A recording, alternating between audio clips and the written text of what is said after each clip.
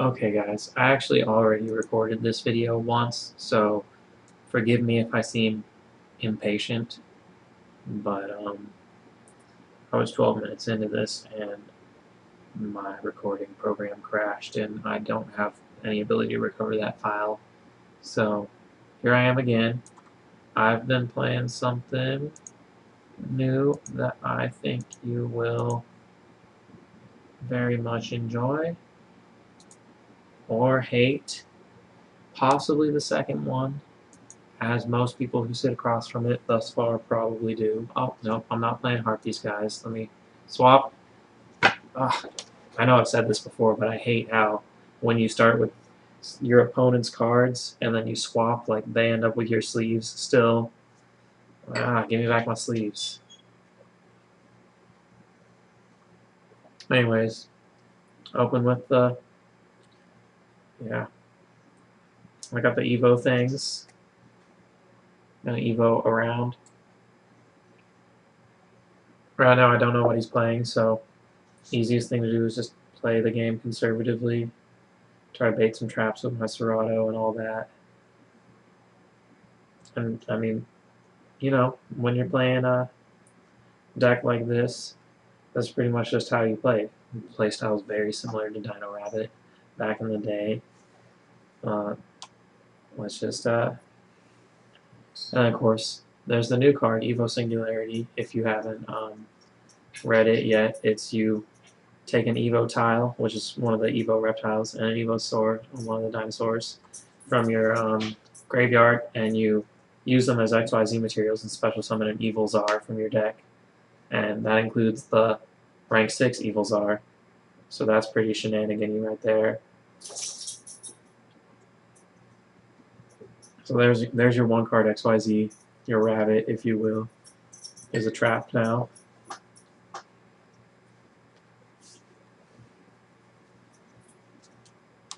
And so wiretap the breakthrough skill. Nah. I actually ended up taking the wiretap out in a later build, but saved my ass right there. So, play what you want. And there comes the Harpy things. Dancer, 1400 sneaks right underneath that bottomless.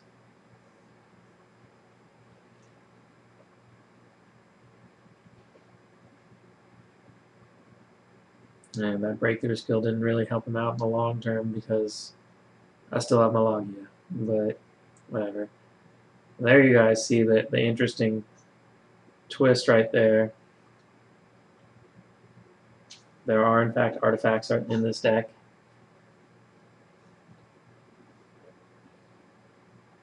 There goes the magical hats, and I knew he was going for the gear towns. So since I didn't want to see double Gladiatron Dragon, I said nope. I mean, probably would have just caught Hysteric Sign, but I've seen Gear Town off of the magical hats quite a lot, and I didn't have an answer to that, so I made sure he couldn't do it. And there's that Dolka, and that pretty much seals it against Harpies. He didn't even see the artifact. And you guys didn't until the very end. But let's see someone who did see them. Swap.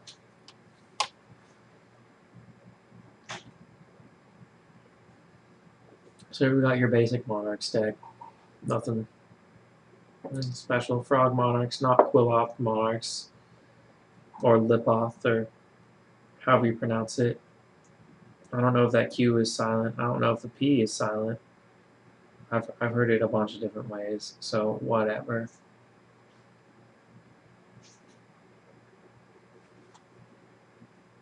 Chain that good Goblin Housekeeping, see if I can get something different. Get a Sanctum. That is, in fact, something new. And here comes Moral Tech. Surprise, motherfucker.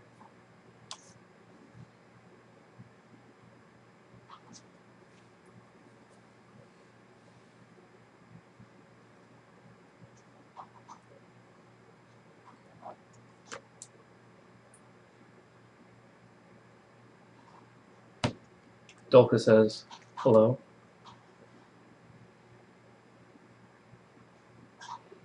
Then unfortunately, he had the soul exchange, so here goes Bop. And that hurts, dog. And Caius hits my wiretap. I don't give a fuck about that. Here comes Pleiades. Lately, I've actually been summoning Tyrus more than Pleiades. Tyrus is the truth. And so plus.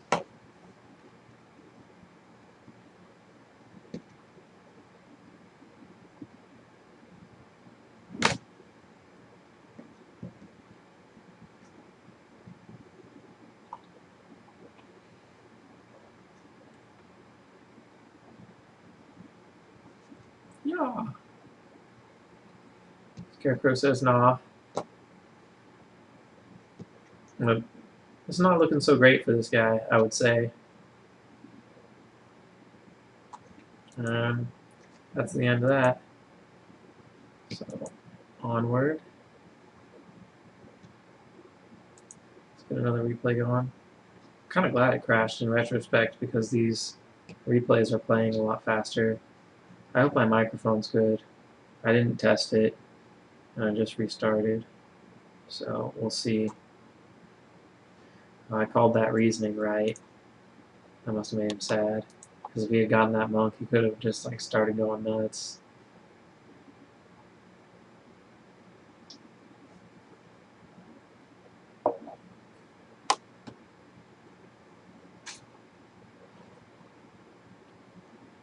I'm going to have to chain to that Nobleman of Extermination because I don't want to lose all my sanctums.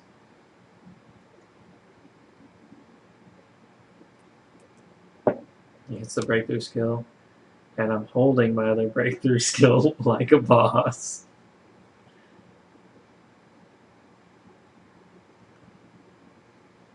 Diamond Dude reveals the wrong card.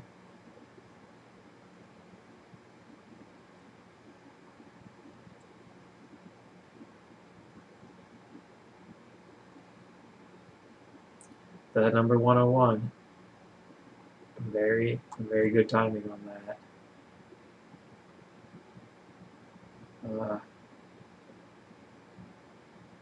But it shall be all for naught. What's up? And now I'm set up for, of course, the Najasho Evo Force combo next turn. I use duality, so I can't do it right away. He hits that soul charge with Destiny Hero Diamond Dude. That's so rough.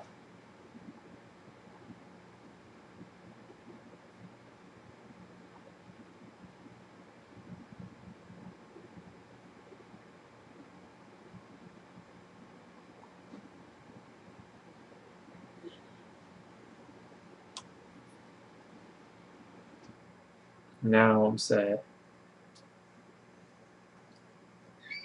Got that singularity too. It's gonna be awesome. For me.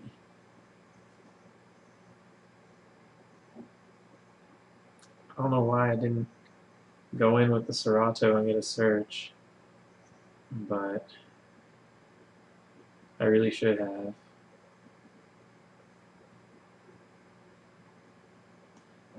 Grab the other Joshua. I could have. Unfortunately, I don't have a dinosaur in the grave right at this moment. Otherwise, I would chain the singularity, and I'd be able to spend one of Soldum's materials to destroy the both of them. But that soul charge didn't end up really hurting me that much.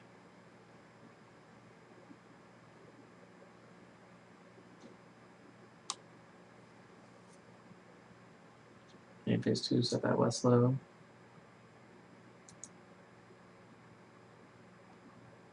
Monster Gate, and Destiny draw.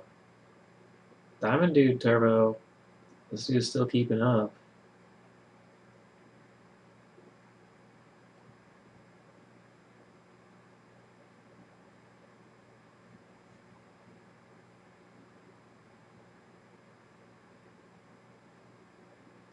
Nope, says laggia. Then there's a singularity.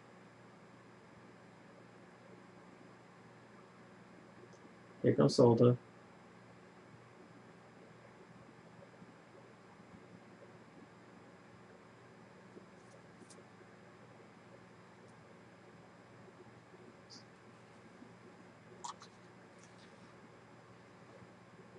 This dude is just making plays, but he condensed his cards so hard. And so he lost the economic game, I would say. Goyo's gonna try to bring it back, but it's just not happening. Not after hitting Westlow like that.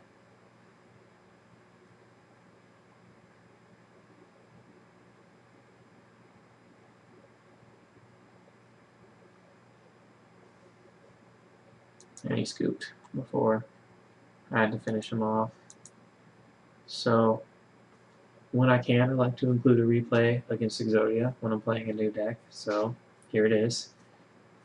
And let's just see how this goes. I'm gonna be so mad if I go into my file and find out that it's all messed up and I have to re-record. It's alright. Taking that risk.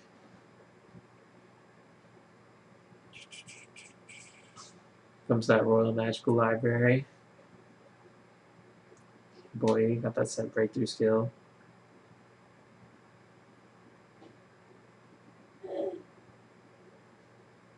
So what really kills this guy is he draws his Exodia pieces too early and they clog him up. And his dragons too.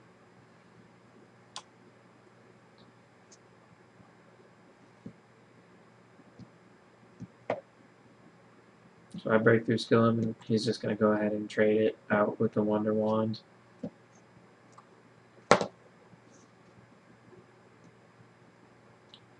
Dark World Dealings helping me build a more optimal hand. Thank you, Dark World Dealings.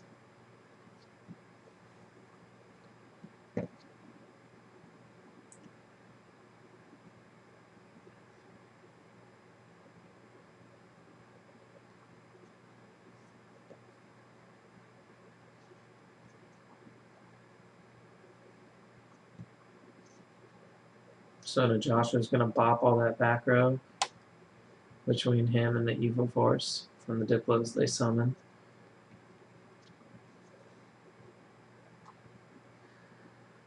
He's going to, of course, chain the Hope for Escape, get him some draws.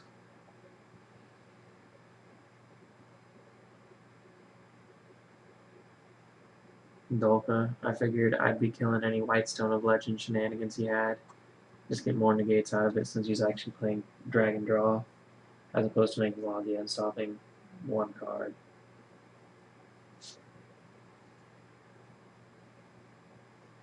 So I don't know, he's already holding Blue Eyes, but Dolka says you don't get a free Blue Eyes.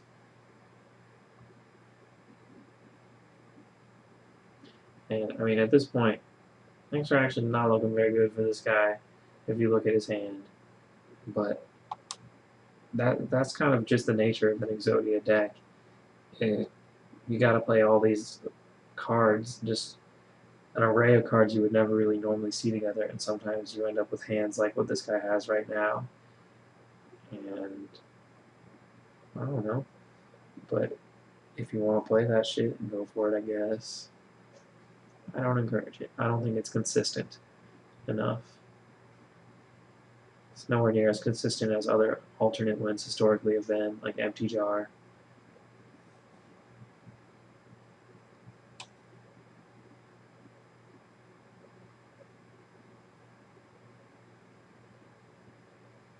So I figured he was playing Dark Factory. I went ahead and bopped that Wonder Wand right there. And of course I didn't know what his hand was, so I was putting out that Laggia to try and be safe.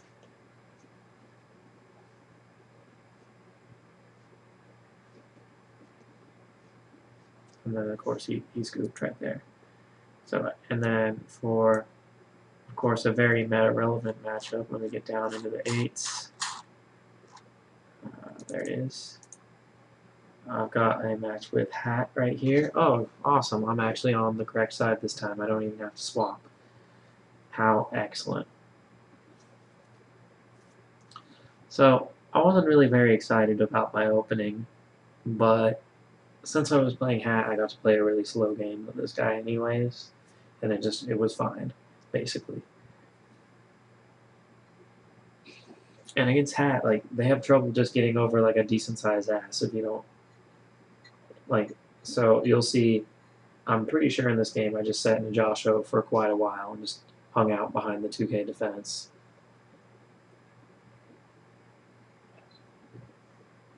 Which I'm sure must have been frustrating for this guy. So he spaces my Dark Bribe, and obviously I'm not going to bribe that.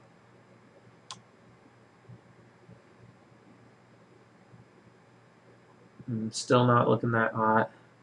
Something to Joshua because I figured even if he does somehow destroy it, that'll just help me make Singularity more live, potentially. But he just goes for the card car. Those max Ds are not going to be very helpful right now.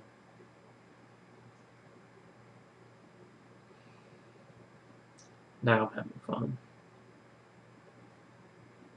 I'm just like, against this deck, like I said, I can just hang out behind my Najasho for as long as I want, pretty much.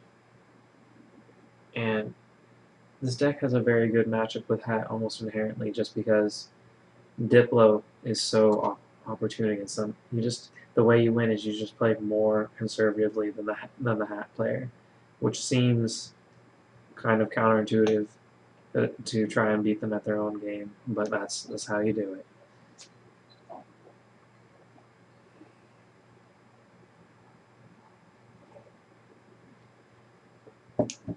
Just slow roll this dude.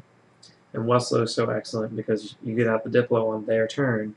Of course, their turn is not their opponent's turn, so that you can pop their back row with free reign without having to worry about triggering artifacts, which will often force the Traptrix holes, which is also good.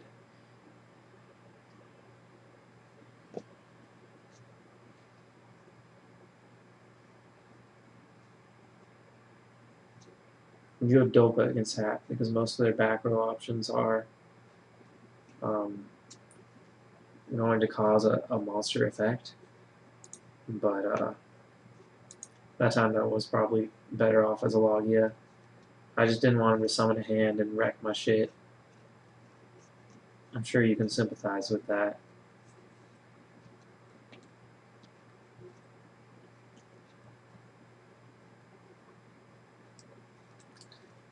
So now it's gonna get worse for him because he's got that double cyclone, and I know he's gonna want to play it. Play it, player.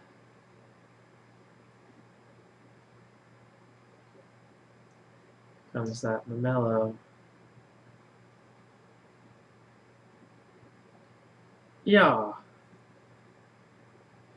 And there's the Maxi. Maxi, draw one here.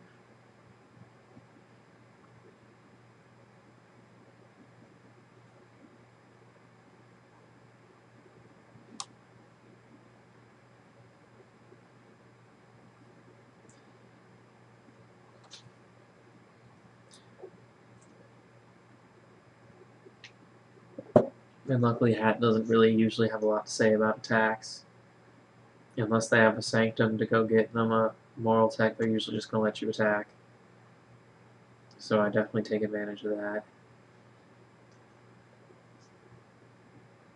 But here I am, still chilling behind the Joshua, like, hey, me and the Joshua.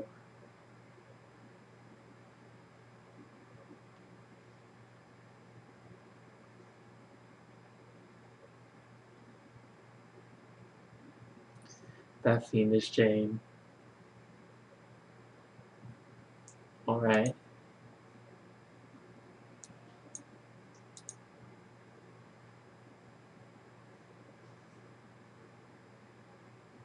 Let's see, I'm still in this. 7 cards, 7 cards.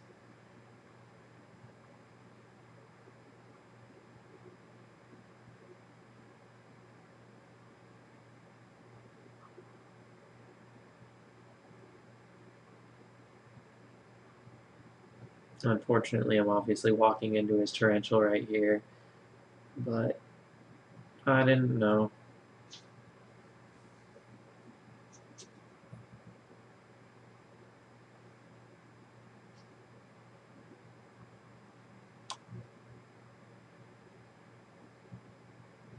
But now the Singularity is definitely live.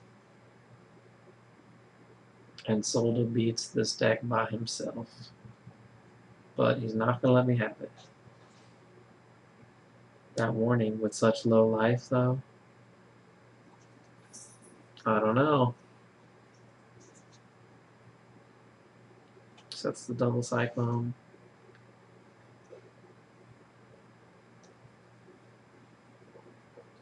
Good Goblin Housekeeping, check for something else. Serato, gonna put that pressure on. Double Cyclone. Oh, you're wrong.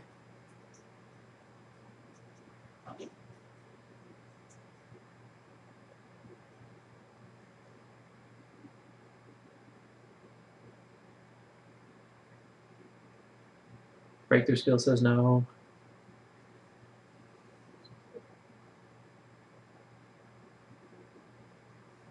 And then, of course, there's that Deep Prison that I mentioned earlier. This video is getting pretty long. I've also got a duel with Dark World, and that's the last replay I have. I don't know if I should play it right here. I think I will. Deep Prison.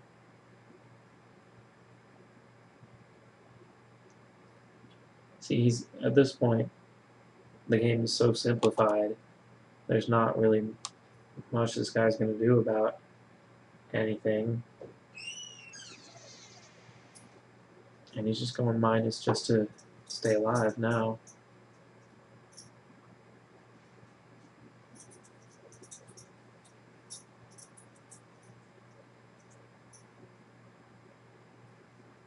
Moral Tech not that helpful now.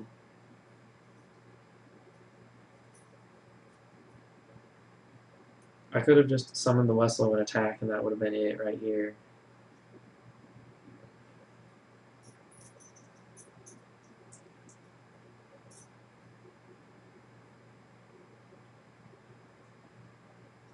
I didn't want to walk into like the end of my reign right there. Bottomless seals it, and here's our last one. I would say this is a really solid opening hand, if I do say so myself. But I get to go first, luckily, and I get to set most of it before he drag downs and sees what I'm playing and takes something out. Because the fact that he doesn't know to expect the artifact makes some of his plays really bad. Drag down to the grave, I chain Compulse and put the Trance Archfiend back, so I can make him drop that. I also figured when he would drop the Grapha eventually, it would make him more likely to hit my Mortal Tech. And then, of course, he did, in fact, hit the Mortal Tech. So I'm able to zap that Gates.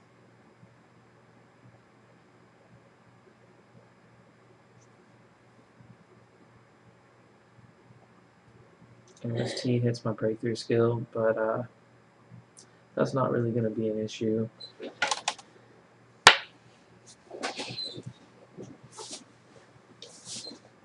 Here's Grapha.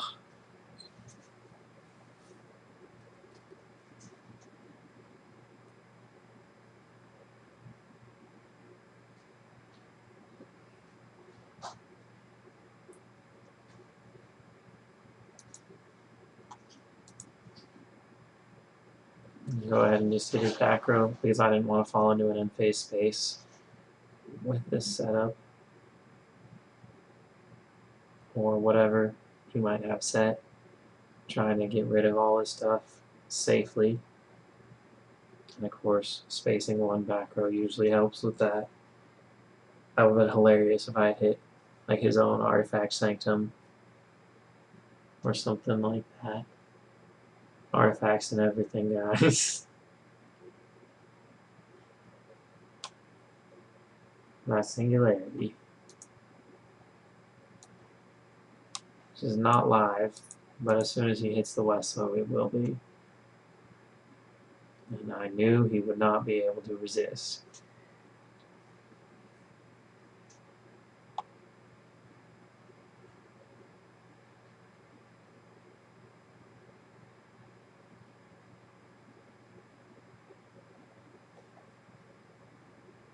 Once again, zap that back row.